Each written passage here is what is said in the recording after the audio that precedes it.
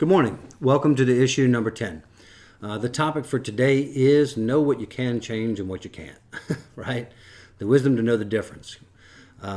We had a discussion today, an interview today with David Rosas, and part of what we were discussing was the system, the criminal justice system, and how difficult it is. That there are parts of it you just cannot change, right? I mean, there are very, very frustrating parts of the criminal justice system when you feel like you've won a motion, you feel like you've won some matter in the courtroom, and the judge ends up ruling against you. Or you feel like you have a great objection, the judge rules against you. You have a great suppression motion, the law's on your side, the facts are on your side, and you lose. And though you can take these matters up to appeal courts, you can fight these matters, it's very difficult to do so because your client has to have the resources to do that. I mean, I had a discussion with an attorney in court this morning about a really bad decision. A bad decision that the attorney perceived as being inconsistent with the law and facts. But his client didn't have the money to take it up to the appeal court. So she had to live with the decision, right? Now, I'm not a judge and I've never been a judge. So sometimes those decisions that I think are wrong, well, they might be right. They might be the best interest, right? I mean, I do defer to the fact that judges sit on the bench and that they learn from sitting on the bench from a perspective that I don't have, right? I have a perspective where I'm either adversarial with the other party or I'm representative of my client. And so the sort of neutral arbiter is not what I am. I'm not a neutral arbiter by any stretch of the imagination. What I am is an advocate for my side, and I believe in my side. And in fact, I believe strongly in my client's side. And so sometimes what I see as perceive as being a bad decision might not be the worst decision, right? It might be the best decision. It might have been the most fair decision from a neutral arbiter's standpoint, from a third party's view, right? And especially someone who does it all the time. And so that's the first reason that it's difficult to sort of say, well, judges make terrible decisions and I need to get on it, you know?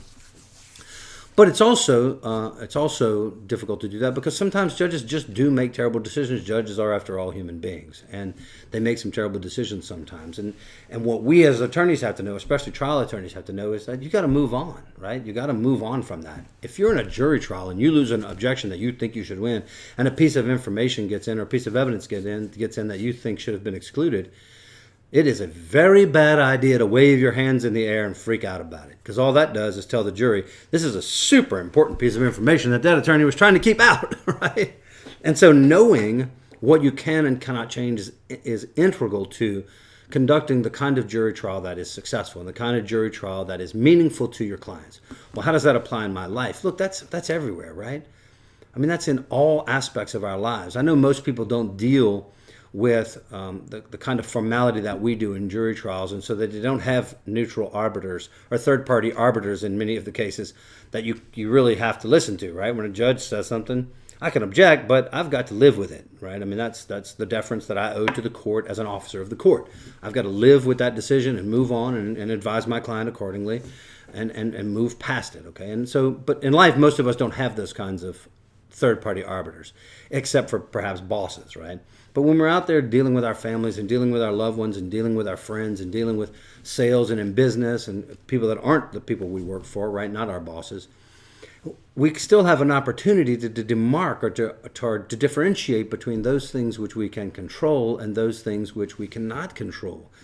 And at the end of the day, the real magic here is that when you can appreciate that there are matters that are outside of your control, it's a peaceful realization, right?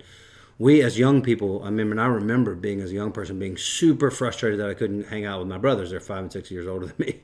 And I recall specifically in this one night laying in the bed just freaking out because I couldn't go where they were going because they were a lot older than me and they were going to some older kid thing and I couldn't tag along with them. And I remember it was one of those first moments in life where I felt super powerless and super God, I really want to be there. I was crying. It was terrible, you know, so terrible that I still remember it today. I'm 49 years old. I remember it 40 something years later, you know, that I was excluded from that and that I felt powerless in that event. I felt like I couldn't do anything about it at all. I had whined and negotiated and tried to get my way and it just didn't happen. And so as a kid, I thought that and as a child, quite frankly, as a young man, even in my mid-20s, I thought that things that were powerless like that had control over me, that somehow I had given control to something or something had control over me and I couldn't take a hold of it, right? I think as I've gotten older, I've realized that understanding powerlessness is a liberating concept. It's a liberating feeling to know, all right, I can't control that. I can't change that, right? I can do everything I can to change what I have in front of me. I can work my rear end off, and I can, if there's an achievable goal in front of me that's difficult and I'm getting setbacks, well, I can continue to push to that. But there's a point where I have to understand when I'm not able to change things, right? Where I'm not able to then challenge those things and change them. And I have had to learn that in life, and of course I had to learn that being a jury trial attorney. I think sometimes we forget as trial attorneys the kind of adversarial world we live in and the kind of functional, logically structured world we live in, and that most people don't live in that world all the time, right? And so we tend to think of things that we don't control, things that we're powerless over much more quickly, right? I mean, I get it. Like, I'm not a power of that. Cool, moving on. Because I'm used to it. I'm used to someone looking at me and saying, overrule, move on. Got it, Judge, moving on. I mean, I get it. And it's not personal. It's not about me. It's just about time to move on to something else. So that's my lesson today. That's what I've been thinking about today as I had this discussion with David Rosas. You can find that discussion, by the way, on the Trial Alliance website and on my Facebook page and on the Ambeau Law Facebook page. It's a great discussion about the system and about the sort of misconception of the system working in ways where the kind of people that are inside the system see that it doesn't work, and yet we're powerless to make it work, and we sort of have to function every day to get better, to make those incremental gains over and over. So anyway, thank you for listening to me this afternoon, and I'll see you guys tomorrow.